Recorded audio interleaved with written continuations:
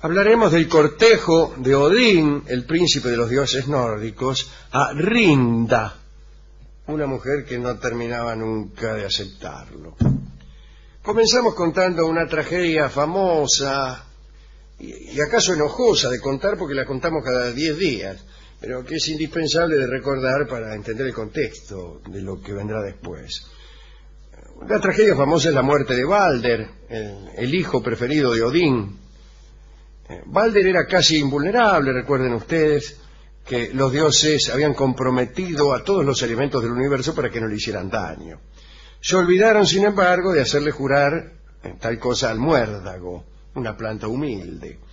Enterado de esa excepción, Loki, el dios malo, fabricó con el muérdago una flecha y se le entregó al ingenuo Hodur, que era un dios ciego. Hodur estaba participando en unos juegos que consistían en probar lo durable que era Balder. Le arrojaban cosas que no le hacían ningún daño. Loki le dio la flecha de muérdago a Hodur para que la tirara. Hodur lo hizo y para sorpresa de todos Balder cayó muerto. Hubo dolor, hubo intentos por rescatarlo de la muerte, etcétera, etcétera. Lo que hoy contaremos es lo siguiente. Odín recordó una profecía del adivino Hrothiof, a la que en su momento no había dado demasiada importancia. El adivino le había dicho que perdería un hijo, pero también predijo que si conseguía casarse con la hija del rey de los Rutenes, Viling, así se llamaba, ella le daría otro hijo, que alcanzaría la adultez en unas pocas horas y vengaría la muerte del hijo perdido. El caso es que Odín, recordando aquel vaticinio, tuvo ganas de tener ese hijo para vengar a Balder.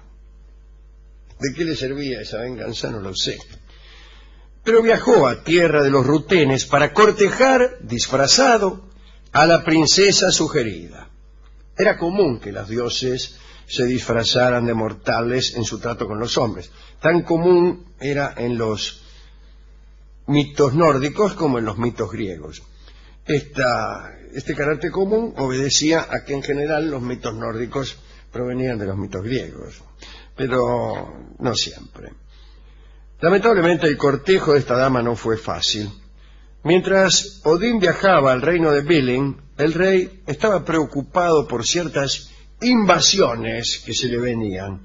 Viling ya estaba viejo para pelear y su única descendencia era su hija, Rinda, que estaba en edad de casarse, pero rehusaba obstinadamente elegir un esposo entre sus muchos pretendientes y entonces no le proporcionaba a su padre la ayuda que necesitaba. Apareció súbitamente en el palacio Odín. Iba vestido con un manto blanco y un sombrero bajo. Siempre usaba sombreros bajos, Odín, para ocultar el hecho de que era tuerto. Tenía un solo ojo porque el otro lo había entregado en una fuente, en la fuente de Mirmir, que proporcionaba sabiduría a quien se remojaba en ella. Pero a Odín le exigieron, para poder pegarse una enjuagada, un ojo como pago de la sabiduría. Y Odín dijo, no está mal, y pagó. Odín preguntó entonces al viejo Viling por qué estaba tan preocupado. Y Viling le contó lo sucedido, decir, mirá, me están invadiendo, mi hija no se quiere casar, etc. Odín se ofreció como voluntario para encabezar el ejército contra el enemigo, y sus servicios fueron aceptados. No pasó mucho tiempo antes de que Odín obtuviera una victoria. Triunfante, le solicitó al viejo Viling permiso para cortejar a Rinda y convertirla en su esposa. Viling dio su consentimiento y Odín, siempre disfrazado de mortal, se presentó ante la princesa, pero ella lo rechazó.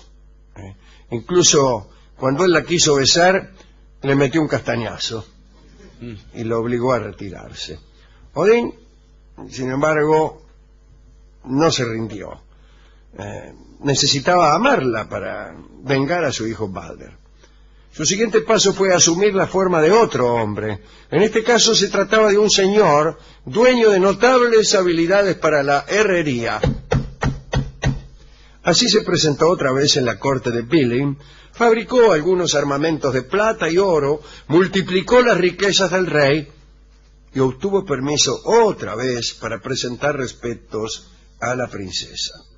El herrero fue, sin embargo, rechazado y nuevamente la mina le encajó un bollo. En la siguiente ocasión, Odín se presentó ante esta dama disfrazado de un joven y bello guerrero, pero cuando intentó besarla, ella lo empujó bruscamente y Odín cayó al suelo. Ya impaciente, el dios ejerció su poder divino. Sacó una varita mágica, la apuntó hacia Rinda y profirió, mejor dicho, construyó un hechizo tan terrible que ella cayó rígida al piso.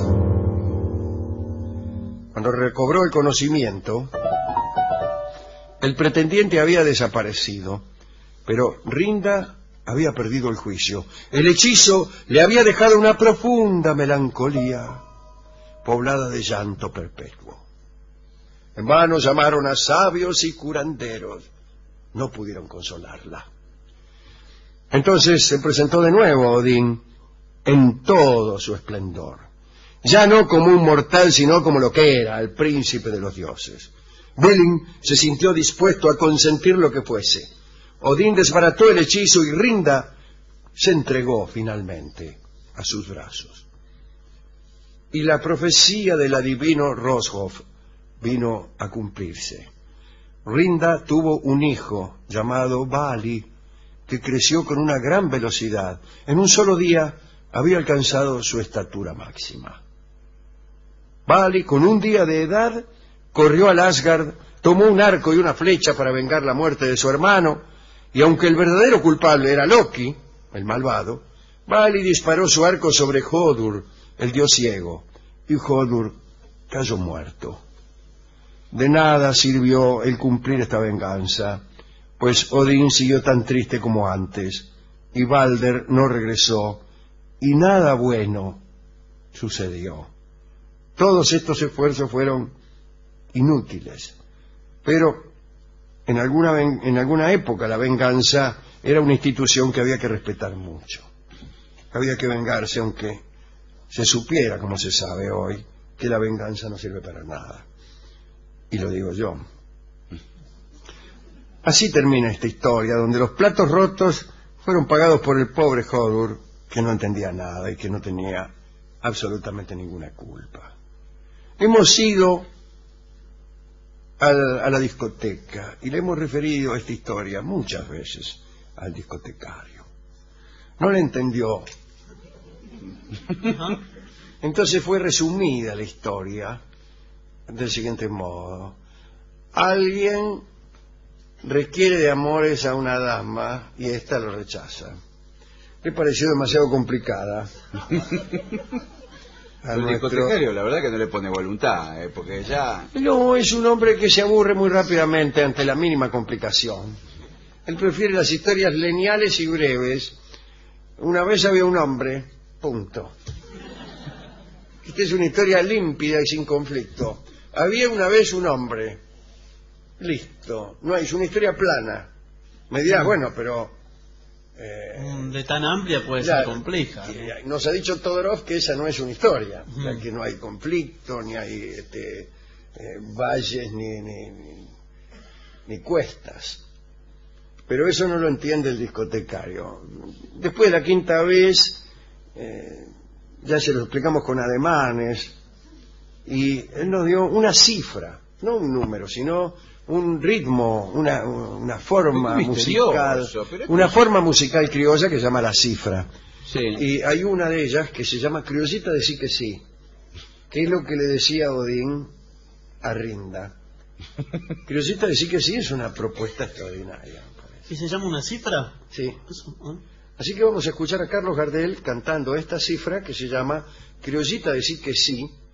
Si a mí me dijeran, si yo fuera mujer y me dijeran Criollita de sí que sí, diría que sí. Y si me dijeran cualquier otra cosa, también diría que sí.